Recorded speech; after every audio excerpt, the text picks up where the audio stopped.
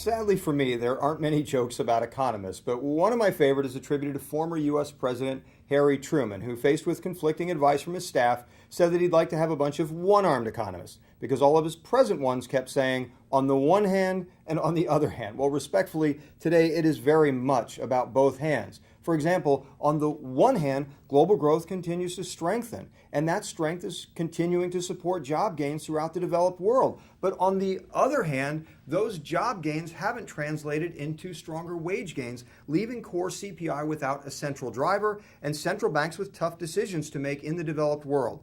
The Federal Reserve has already signaled its intent to tighten, and we expect the ECB to do something similar as we move into next year, but this is going to be a data-dependent thing for the years to come. However, that stronger growth and lower inflation doesn't necessarily have to mean that we expect much stronger returns as we go forward. And that's simply because we believe we were prepaid for a lot of this growth many years ago. And we see that in the form of valuations. Almost any way that you measure it, U.S. large cap equities are in the top quartile of their historic valuations. Two notable ones here, PE and Warren Buffett's preferred metric of market capitalization to GDP. And when valuations are that high, forward returns tend to be lower. With 99% accuracy over 10-year periods, returns are sub 10% when we have this condition. Now, that doesn't mean all is lost because the average of those dots isn't half bad. It's 7, and that's in line with what we would expect. But what we would also expect, and we're already beginning to see, is when the tide starts to fall down a little bit in terms of broad market returns, it becomes more about the decisions that we make. And probably the most important decision we think you can make in fixed income right now is to be barbelled. What's a barbell? High-grade securities on one side, and we'd suggest global exposure that's diversified amongst treasuries, and credit-sensitive securities to add to yield and also add balance. This is the area of greatest questions because yields and spreads are so low, and you literally do have to go country by country, sector by sector, and bond by bond to find them. Here are some. In the U.S. market, we still like U.S. high yield, but we're being very, very selective. Other things that we have added relate to the securitized space, like commercial mortgage-backed securities or CMBS and credit risk-sharing transactions or CRTs. CRTs are floating rate, they're linked to U.S. housing, and that's earlier in the cycle, and we see value there. Even in Europe, where yields are so low, in spaces like subordinated financials, we are finding places to invest. In EMEA, it's about tactical opportunities. In Asia, we're underweight because yields are low, but we are finding carry currency opportunities in select countries. In Africa, much of what we found is dollar debt that tends to have really attractive or reasonably attractive yields, but more importantly, it's also a diversifier against some hard currency corporate debt that's more commodity driven.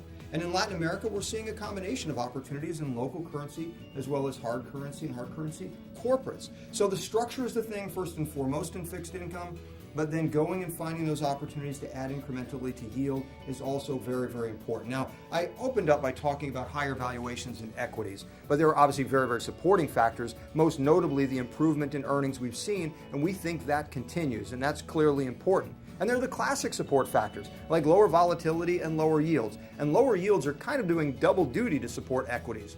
The second relates to its yields versus equities yields. So these are earnings yields, and while equities are expensive relative to their history, you can see from this gap that they're attractive relative to other things, which adds to technical support for equities, including a lot of cash sitting on the sidelines. But that doesn't mean we can be complacent. There are obvious stories within the story. For example, on the one hand, we wouldn't tell you to go after high dividend yielders. Those are expensive. But on the other hand, growth, strangely enough, as hard as growth is to come by, in measures like ROE is cheaper. Dividends tomorrow are what we'd be telling you to look at. And within volatility, all is not calm beneath the surface. Yes, volatility is incredibly low, both from an implied and a realized basis. But did you know that if you look at the top 50 stocks by market capitalization, their volatility is around triple?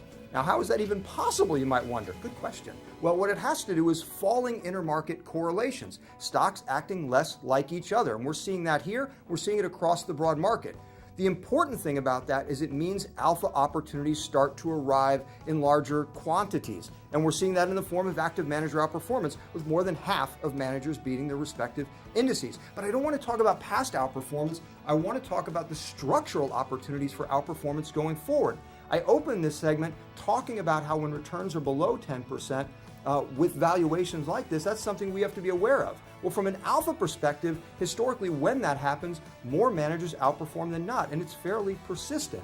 You see, when the rising tide does seed, as I talked earlier, it becomes far more about the decisions that we make. And on the one hand today, we want to participate in markets. There's strength there. But on the other hand, we have to defend. And the structures in our portfolios that allow us to do both are what we really need to focus on as investors in the coming 5 years. I look forward to talking to you in the months to come and sharing all of these opportunities. But for now, thanks for joining.